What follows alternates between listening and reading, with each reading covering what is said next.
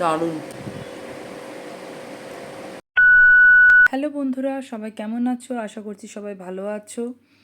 আজ পয়লা বৈশাখ, তাই পয়লা বৈশাখ উপলক্ষে সকাল সকাল আমি কিচেনে ঢুকে পড়েছি আর আমার ব্রেকফাস্ট রেডি করছি ঠিক এইভাবে।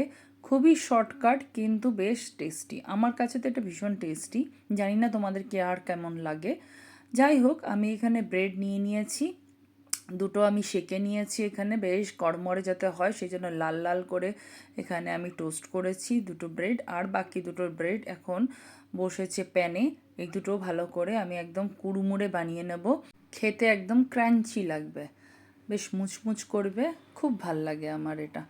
তো এবারে দেখো, আমি এখানে নিয়েছি একটা ব্রেডের, যেটা মোটা ব্রেড, সেইটার মধ্যে আমি এখানে চিজ নিয়েছি। আর গরম যা পড়েছে, ফ্রিজ থেকে বার করতে করতে মেল্ট হয়ে গেছে। তার মধ্যে একটু অরিগানো নিচ্ছি, অরিগানোটা একদম হালকা করে এখানে দিচ্ছি যাতে খুব বেশি না হয়, বেশি দিলে তেতো তেতো লাগে। তার সাথে চিলি ফ্লেক্স নিচ্ছি, যেহেতু এখানে চিজ খাচ্ছি তাই জন্য চিজের সাথে এই চিলি ফ্লেক্স দিতে হয়, নাহলে বড্ড মুখের মধ্যে একদম চিপকে যায়। আমার তো এমনিও ঝাল ছাড়া চলেই না। তো এইটা এইভাবে আমি বানিয়ে নিলাম। আর একটা যেটা আগের থেকে টোস্ট করা আছে, তার মধ্যে পিনাট বাটার দিচ্ছি।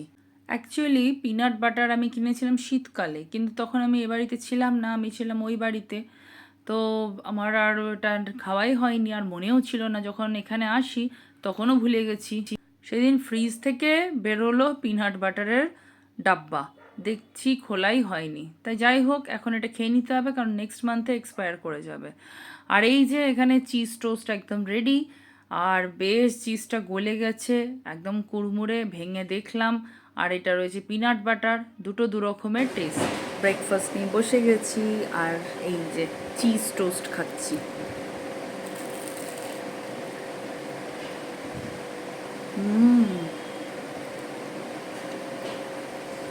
চিজটা অলরেডি গলে গেছিলো, যার জন্য ঝট করে ওভেনে মেল্ট হয়ে গেছে।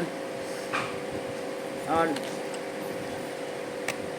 এবারে যেটা খাবো, পিনাট বাটার টোস্ট।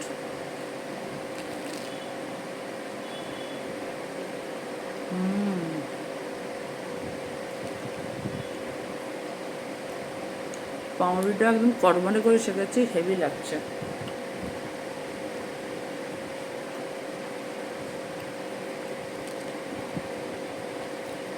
বেশ জমে যাচ্ছে আমার ব্রেকফাস্ট। তোমাদের কোনটা প্রিয়, চিজ টোস্ট নাকি পিনাট বাটার টোস্ট? কমেন্ট করো। চলো এবার ব্রেকফাস্টটা খেয়ে নিই।